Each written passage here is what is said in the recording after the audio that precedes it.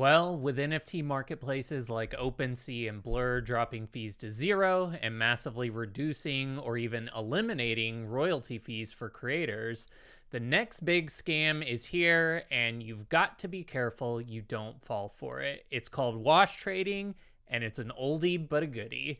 Today, we're going to dive into how wash trading works, why OpenSea dropping their trading fees to 0% has given bad actors an opportunity to wash trade in much larger volumes, and what you can do to protect yourself from engaging with one of these scam projects. But first, I want to highlight some of the good folks at Twitter that are making us aware of this issue. All right, I want to highlight a couple of tweets that called this out today on Twitter. The first was from Yusef, who is one of the team and lead collabs at a kid called Beast. It says, now that OpenSea have removed their fees and added optional fees, people have been taking this opportunity to wash or trade, money launder, and scam people. Please report the collection and do not buy from it. And Yusuf's talking about a collection that was titled AKCB Gucci Edition that had over 1,200 ETH in volume, and this is a fake scammer collection, so do not engage with that. This is one of many examples of people trying to mirror a popular project that actually does have legitimate volume in order to scam a handful of people. You can see the floor in the screenshot for this fake collection is 2.4 ETH. Remember, that floor was created from wash trading. And because of that, even if one person ends up buying this collection at floor thinking that it's somehow affiliated with the real project, that's enough for the scammer to walk away with thousands of dollars. And, you know, this is disconcerting. Next up, we have Imfair says, another hour and more wash trading scams. Do not buy these collections. Again, talking about the fake AKCB Gucci edition, which was a fake collection with fake volume created from wash trading.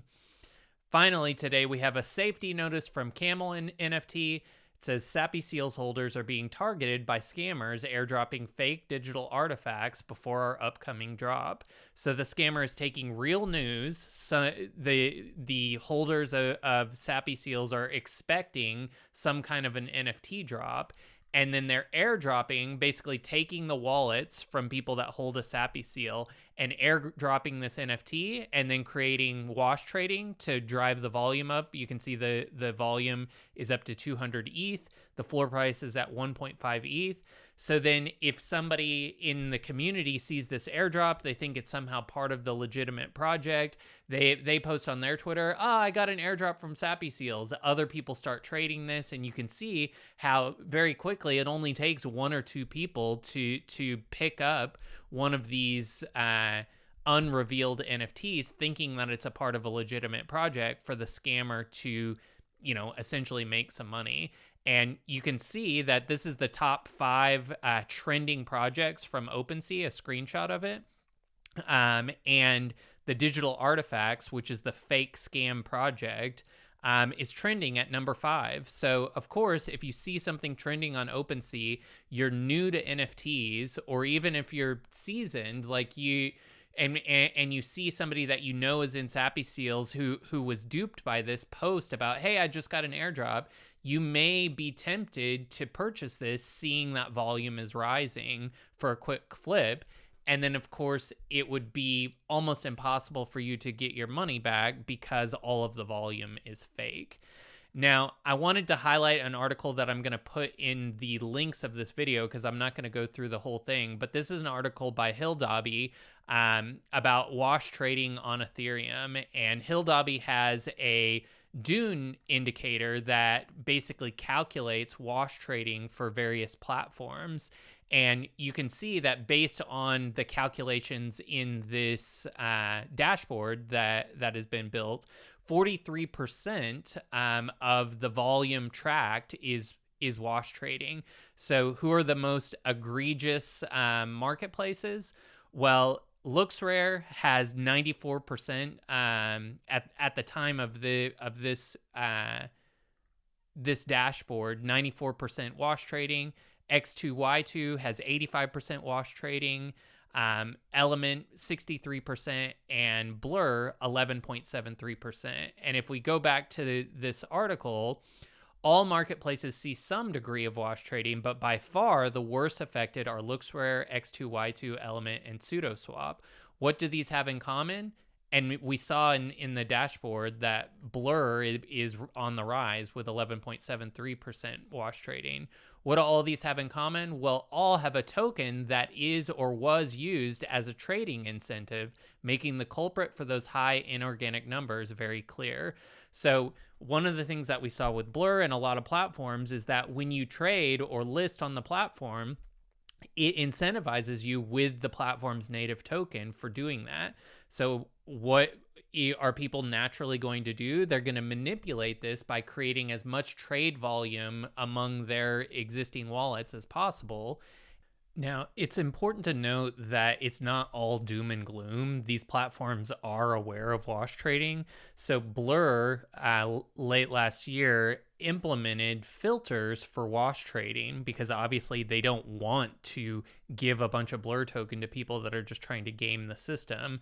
And those filters worked to the level that they were actually starting to affect legitimate traders. And OpenSea has similar filters. The trending projects that I'm highlighting in this video have already been removed. So again, this is not supposed to be a, hey, all NFT marketplaces are doom and gloom video.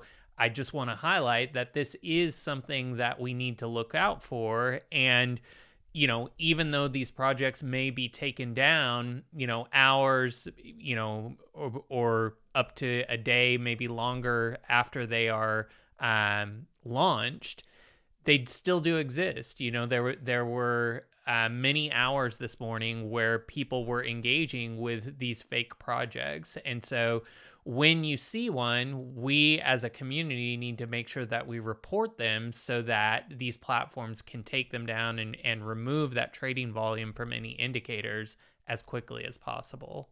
So now that we know it's happening, let's talk about exactly what is wash trading. In simple terms, wash trading is a fraudulent practice where a trader artificially inflates trading volume by repeatedly buying and selling their own assets or NFTs by colluding with other wallets or other people in the ecosystem or even themselves to create the illusion of high trading volume. And of course, high trading volume is how a lot of these collections end up on different radar analytic devices. So when you see a collection trending on a marketplace or in one of your NFT analytics tools, this is oftentimes one of the biggest indicators of if a collection is trading is what is the trade volume of that collection over the last hour, 15 minutes, 24 hours, 48 hours. And wash trading can artificially increase that number so that the collection gets pinged by all of those different NFT tracking tools. So a bad actor could take, their existing collection or a new collection that they just minted, and then they could sell one of those NFT pieces to themselves at, let's say, 1 ETH. And since there's no trading fee or enforced royalty on the marketplace, they really only have to pay the gas fee for that transaction.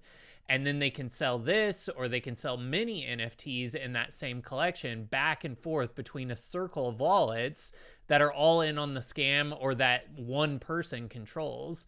So to give you an idea of what it could look like, let's say the scammer creates 100 wallets and then each wallet buys an NFT from the same collection for 0.1 ETH. Well, that's already just in those 100 wallets doing one transaction ETH, that's already 10 ETH in volume on a collection that had zero volume or low volume before those 100 scam wallets started trading it. And so now as volume is rising, they do this same thing 10 more times, increasing the ETH prices for each buy over the course of a 48-hour period. And so this increases the total collection volume rather quickly to around the 100, 200 ETH range. And that collection now starts to show up on those various NFT tracking or sniper or analytics tools. And real traders could potentially start to engage with it, or worse, it's a collection that is a fake collection and is just mirroring a more popular brand. And so then this collection or these wash trading wallets trick new investors into buying a worthless NFT. And so this is the downside of just using a tool to quickly trade NFTs. And of course, platforms like Blur, a lot of the sniping tools, people are really just looking for high volume collections that they can quickly flip. And if you're not diving a little bit deeper in researching what you're actually flipping, then you can end up buying one of these NFTs that ultimately is never going to be picked up, because the only NFTs in the collection selling are the ones in this ring of 100 scam wallets. And so, you have to remember that these 100 wallets that are all part of the scam are owned by the same scammer. And so that means that each sell is them basically just sending ETH back and forth between themselves. And if there's no fees other than gas, it only takes a handful of gullible or unknowing, wallets or traders to engage with this collection, buying something at the floor, or maybe the trader is like, oh crap, I can get this just under the floor, because a lot of times, since they didn't have to pay any real money for the trades that they're making, they'll bring the floor to 1 ETH and then list something at 0.9 ETH. And so it looks like you're, sweeping the floor and getting something for undervalue that you'll be able to flip. But when actuality, the entire floor is an illusion created by this ring of scam wallets. And, with the elimination of trading fees, bad actors have been given an opportunity to conduct wash trading in much larger volumes than ever before. And so we have to be on the lookout for this. And by artificially inflating the trading volume of a collection, they can create the impression of high demand and drive up prices. And while sometimes this happens for scam collections, a whale could easily do this in a legitimate collection. And we've seen that in the past before. It's just easier now that most of the marketplaces have zero fees. And so, a whale could take a legitimate collection that they own, several NFTs in, and artificially use wash trading to increase the floor price by a significant amount. And then they could sell all of their NFTs below that artificial floor, knowing that as soon as they dump their NFTs, the floor is going to come crashing down. So again, you have to have a discerning mind when you're looking at rising volume and collection. And as an investor, it's crucial to be aware that, one, this practice exists, and then two, to take the necessary steps to protect yourself from getting scammed by whales or bad actors who are using this to artificially raise awareness about a collection that doesn't have any real volume, or increase volume in an existing collection just to artificially and temporarily raise the floor so that they can dump their own pieces, wait for the floor to crash, and then get in at a lower floor price and do the same thing. This happens in all aspects of trading. It's part of what whale manipulation in the markets, if you've ever heard that. This is one of many tools in the manipulation toolkit. But we're talking about it in NFTs because with platforms moving to 0% fee as the de facto norm, it's something that until better tools are in place to track this and identify this, we want to make sure that we're not falling for the scam. Now, remember, the reason we're covering this today, even though wash trading has existed for some time, is because it becomes more prevalent when a platform has zero trading fees and is incentivizing trading through some kind of a token. So I've shown this graph a couple of times. We can see that the black bars here are wash trading over time. And really, wash trading wasn't being tracked or a very big deal until January of 2022. That's when LooksRare launched their platform, and LooksRare had a low trading fee of 2%, which was lower than most of the marketplaces at the time. But more importantly, it was offering a token incentive for trading. And so any trading allowed you to accumulate the token paired with a lower trading fee, and this created a kind of arbitrage opportunity where wash trading was wildly profitable. And according to some analytics company, up to 95% of LooksRare's trading was wash trading around this time. Now you can see that it did taper off as better filters were put in place, and this is an ever-evolving world in Web3 of having to kind of invent tools to counter bad actors. And of course, LooksRare, Blur, none of these platforms want to give away a token to somebody who is gaming the system. And you can see as better and better tools and filters came in, wash trading has fallen off. But it is still an issue and still something that bad actors can use, even if it's in small moments of time like this morning where there was, a handful of hours that somebody was scamming, the Sappy Seals and the AKCB communities. Well, if you don't know what wash trading is and you happen to see one of these posts while they're up before they get filtered out, you could fall victim to the scam. And so this video is to highlight that when trading is incentivized and when fees are low or zero, it is going to be more likely that scammers attempt this scam. And even though filters are getting better, it doesn't mean that they're going to be able to catch every single scam the second it goes live. So we have to use our own discernment and understand how these scams work so that we can avoid them in the future. So a few steps that you can take to avoid being scammed by wash traders. Obviously, you want to do your own research before investing into an NFT collection. Don't just rely on the analytical data in your sniping tool or on the marketplace that you're trading. You want to check the trade history of the collection and look for suspicious activity. That could be things like sudden spikes in trading volume, repetitive buying and selling activity on the same NFTs. So if you see the same NFT being sold multiple times, within a day or an hour or a couple of days, it's not always going to be a scam, but a lot of times that should be a red flag to dig deeper, And then, of course, if you see multiple NFTs all being sold by the same wallets, well, anytime somebody is dumping, multiple NFTs, there is a higher likelihood that they're either wash trading or that they're a whale, trying to create some kind of manipulation in the price. And so we just need to be aware of it. It's not always a negative thing. Of course, when volume is legitimately on the rise, that would be the time that whales would want to get rid of some of their NFTs and then get back in at lower prices. So again, this is a discernment thing. We just have to kind of learn what legitimate volume versus artificial volume looks like. And as this becomes more and more prevalent and more people realize what an issue it is, or as it grows as an issue due to 0% fees, hopefully new tools will come out that help identify this and prevent this. So you also want to look for collections that have real world adoption. So these are brands that already have partnerships with other established brands, or people that have high integrity in the space. You want to click through Twitter profiles of each project as it's linked in.